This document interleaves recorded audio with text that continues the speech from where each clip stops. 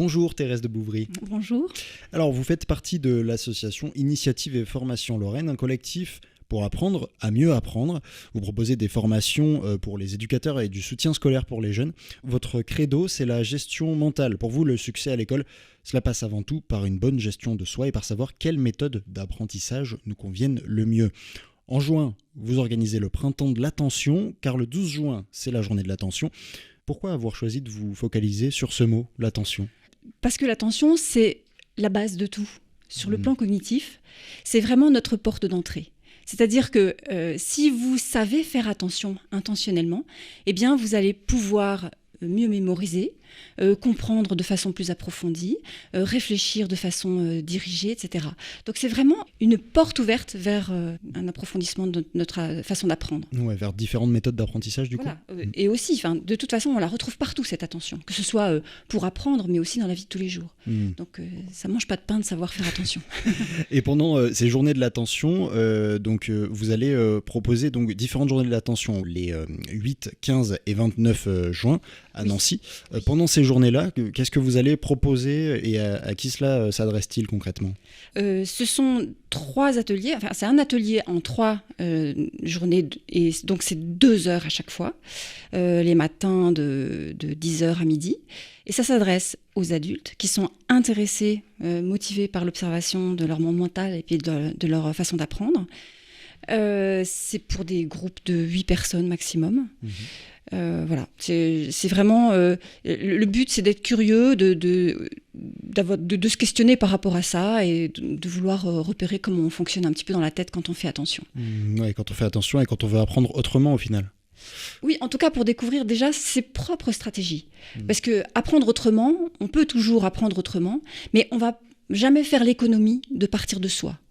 On part toujours de ce qui est là. C'est vraiment un leitmotiv chez nous. Donc vous proposez, qu'on soit bien d'accord, c'est pour les adultes. C'est pour les adultes. C'est pour les adultes. Mais pour parler d'abord plus amplement de votre association, c'est un collectif national décliné en région, présent donc dans toute la France. Vous calquez sur la philosophie d'un pédagogue, Antoine de la Garandrie. Alors, cet auteur, qu'est-ce qu'il dit sur l'apprentissage ? Qu'est-ce qu'il nous apprend et pourquoi est-il si cher aux yeux de l'association ? Il a été curieux des personnes et il est parti du réel, il est parti du vivant, il est parti de ce qui était là chez la personne. C'est-à-dire qu'il n'a pas théorisé, c'est pas du jus de crâne, c'est pas quelque chose qui sort du chapeau et pour lequel il va dire tiens, on dirait que l'attention c'est faire ça et mémoriser c'est faire ça. Non, il est parti. Étant enseignant chez Ginette, vous savez, la prépa à Versailles, de l'observation des stratégies de réussite de ses élèves. Et donc, il a observé que chez ces personnes-là, ça marchait drôlement bien. Et il s'est dit, mais comment vous faites ? Comment vous vous y prenez ? Et il a commencé par décrire ce que ça voulait dire mémoriser. C'est-à-dire prendre quelque chose qui est là, me le mettre en tête et le destiner à plus tard. Vous voyez, on ne mémorise pas pour maintenant, on mémorise pour après. Et donc là, il a commencé à questionner des centaines de personnes et il a repéré effectivement que, chez tout le monde, si on veut mémoriser, si on ne s'imagine pas plus tard en train d'utiliser ça, on ne pourra pas mémoriser. Et donc, suite à ça, il a décrit plusieurs stratégies mentales comme ça, comme l'attention, mémoriser, comprendre, réfléchir, imaginer. Et son enjeu, c'était vraiment de le rendre à disposition du plus grand nombre, car toute personne est équipée pour apprendre et toute personne est faite pour évoluer. Donc c'est vraiment son leitmotiv. Toute personne est capable de donner le meilleur d'elle-même. Et ce sont les méthodes que vous apprenez donc à ceux qui viennent dans vos ateliers. Et oui, c'est le but. C'est le but d'abord qu'elles se découvrent et qu'ensuite, si elles le souhaitent, si elles en ont le besoin, qu'elles puissent déployer ça dans le sens qu'elles souhaitent. Et pour vous, aujourd'hui, il y a un réel problème d'apprentissage chez les adultes comme chez les enfants ? Il y a des personnes qui se dépatouillent très bien, il y a des personnes qui intuitivement trouvent leur stratégie d'apprentissage et sont très vite performants, on les a tous connus en classe. Et puis, il y a des personnes qui ont quand même une vague frustration ou une grande difficulté pour apprendre. C'est à eux que vous vous adressez ?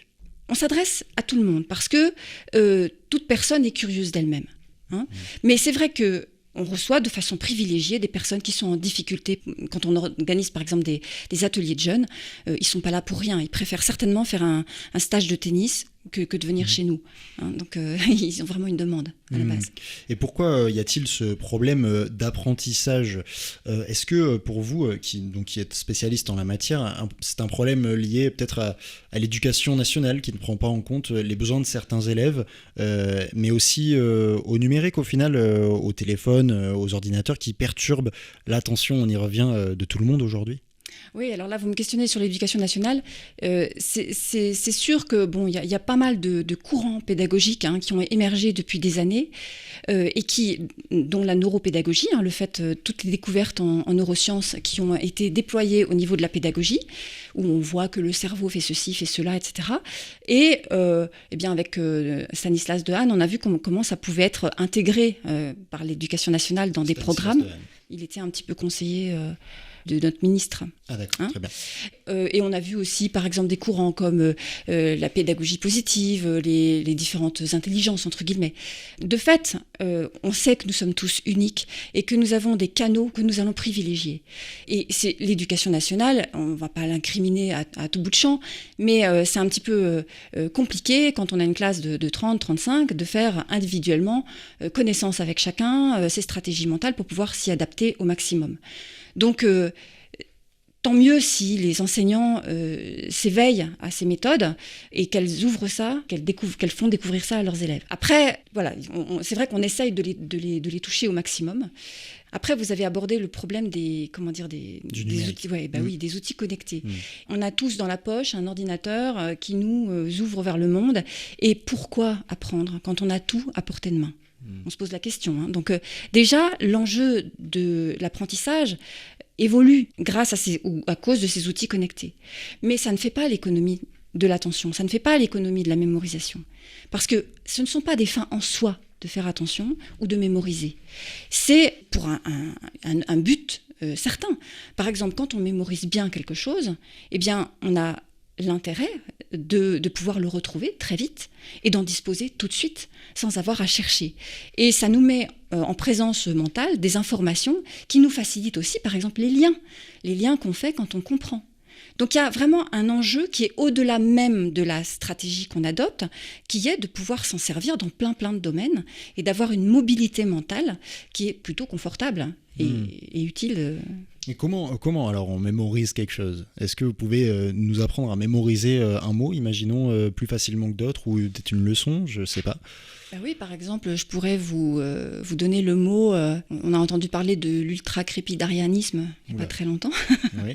Pour faire plus simple, on peut aussi prendre un mot comme le pétrichor. Le pétrichor, vous savez, on en a peut-être ressenti il n'y a pas très longtemps parce que la première pluie nous fait sentir l'odeur du pétrichor. Vous voyez, oui, je crois après la chaleur. C'est ces mélanges d'essence, de bitume, etc. qui dégagent une odeur particulière. Ça s'appelle pétrichor. Ça s'écrit P-E-T-R-I-C-H-O-R. Oui. Ça vous va, ça ? Oui. Voilà, donc là, je vous donne une information, je vous donne une définition, je vous l'épelle. Peut-être que vous en faites quelque chose mentalement. Mais peut-être que vous auriez besoin de passer par un autre canal perceptif. C'est-à-dire que, oui, l'entendre, ça va un peu vite. Vous auriez peut-être besoin de le voir écrit, ce mot. Et je peux vous le donner à voir écrit. Mais vous allez en faire un traitement mental. Quel que soit votre canal, si c'est les yeux ou les oreilles, dans votre tête, vous allez peut-être revoir écrit. Vous allez peut-être vous le redire. Vous allez peut-être l'écrire vous-même, comme si vous l'écriviez sur un papier. Vous voyez ? Et là, vous allez, le fait d'identifier votre stratégie personnelle va faire en sorte que vous pourrez transférer cette technique-là vers d'autres choses. Alors moi personnellement, je vais le retenir parce que là, vous m'avez donné le mot pétrichor à ce moment-là précis, et quand on va me dire pétrichor, je vais penser à ce moment-là précis. Est-ce que c'est aussi une méthode d'apprentissage ? Oui, alors on sait que plus on fait de liens, plus on agrège des informations autour d'une information, plus elle a de chances de rester. Elle va être reliée à de l'affect. Le rôle des affects est très très important, le rôle des émotions, le rôle du contexte, et tout ça n'est pas à négliger, effectivement. Et ça fait partie, peut-être dans l'avenir, quand vous essayerez de vous rappeler de ce mot, eh bien vous allez ancrer ce souvenir dans un passé, de ce présent qu'on vit là maintenant qui deviendra votre passé, et vous aurez peut-être ce point d'ancrage ce petit drapeau qui sera le contexte dans lequel vous l'avez appris, quoi. Mais justement, il y a énormément de méthodes d'apprentissage et surtout plusieurs profils d'apprentissage. Oui. On peut être soit visuel, soit auditif, soit kinesthésique. Est-ce que vous pouvez nous en dire plus sur cela ? Qu'est-ce que ça veut dire concrètement ? Alors déjà, on peut être ou bien auditif, visuel, ou bien auditif ou visuel ou kinesthésique, c'est un peu à la serpette. Il y a beaucoup de gens qui se sentent un peu de tout, ou bien essentiellement visuel, mais avec une petite touche verbale, c'est-à-dire qu'ils peuvent avoir des images mentales. Ça concerne le dedans, la conscience que j'ai, le vécu de conscience que j'ai de ma pensée, en fait. Par exemple, quand je pense à quelque chose, je peux le visualiser mentalement, je peux en avoir une image plus ou moins précise, Donc plus ça, ou moins c'est type visuel. Mais je peux aussi avoir du son, je peux avoir du son concret, je peux me parler, je peux tout à fait avoir cette petite voix qui est maintenant décrite par les scientifiques. Et là, on va avoir plutôt un traitement auditif verbal. Et puis, quand j'ai vraiment le besoin de tacter intérieurement les choses, de les toucher, d'avoir du mouvement en moi, eh bien, je serai plutôt ce qu'on appelle kinesthésique. C'est plutôt un terme utilisé par les praticiens en PNL. Mais voilà, c'est parlant, ça dit bien ce que ça veut dire. Thérèse de Bouvry, on le rappelle, vous êtes de l'association Initiative et Formation Lorraine. En parlant d'apprentissage, justement, bientôt il y a une échéance. C'est le bac 2022, le baccalauréat, c'est mi-juin. Vous entraînez des bacheliers en ce moment ou pas du tout ? Alors pour le moment pas du tout. On a fait des annonces, on aurait dû passer par vous sans doute. On avait des propositions tout à fait sympathiques, tant pis pour eux. Enfin non, si, on leur souhaite tout le meilleur du monde et d'avoir leur bac. Mais c'est vrai qu'on a de façon récurrente des propositions pour les bacheliers. Il y a des années où ça a vraiment très bien marché. Cette année, c'était pas brillant, mais ces bacheliers de l'année dernière, ils ressortaient comment de vos cours ? Est-ce qu'ils en ressortaient grandis ? Alors, c'est ce qu'ils nous ont dit. On va les croire. De fait, les jeunes, que ce soit des très jeunes, des moyens jeunes, comme des adolescents, des bacheliers, des étudiants et même des adultes, on est tous curieux de nous-mêmes. Et déjà, le fait d'avoir cette visite intérieure sur notre monde mental, cognitif, on n'est pas dans la psychologie, on est vraiment sur le pédagogique, eh bien, c'est très intéressant. Et ça donne vraiment une sensation d'avoir davantage la maîtrise de nos moyens. C'est pour ça que cette pédagogie, elle s'appelle, la gestion mentale c'est un mot horrible, mais ça s'appelle aussi la pédagogie des moyens d'apprendre. Et quand on a conscience de ces moyens et qu'on développe, qu'on entraîne ces moyens-là, eh bien oui, ces jeunes en étaient vraiment contents, quoi. Et vous leur conseillez quoi aux bacheliers de 2022 pour les épreuves ? D'abord de savoir, mais ça ils le savent déjà, ils arrivent à l'épreuve, qu'ils convoquent déjà mentalement tout le contexte, comme vous disiez tout à l'heure, c'est-à-dire quand j'arrive en philo, eh bien le contexte philosophique, avoir réactivé les définitions, parce qu'on sait que c'est comme ça qu'on démarre en philo, il faut d'abord placer des définitions assez précises, donc avoir un corpus de notions assez explicites, tant mieux si elles sont mémorisées. Mais après, effectivement, c'est tout le talent de savoir raisonner, et ils savent très bien argumenter quand il s'agit d'acheter un nouvel ordinateur portable ou de partir en vacances en Espagne. Donc, qu'ils sachent argumenter dans leur dissertation de philo avec autant de brio que quand ils argumentent pour l'acquisition d'un ordinateur, par exemple. Merci beaucoup Thérèse de Bouvry de l'association Initiative et Formation Lorraine d'avoir répondu à nos questions dans Midi Lorraine. Merci beaucoup pour votre accueil. Et on le rappelle, vous organisez des journées de l'attention les 8, 15 et 29 juin à Nancy. Et puis suite et fin de ce Midi Lorraine en espérant qu'il ait écouté avec Roman Feocchio.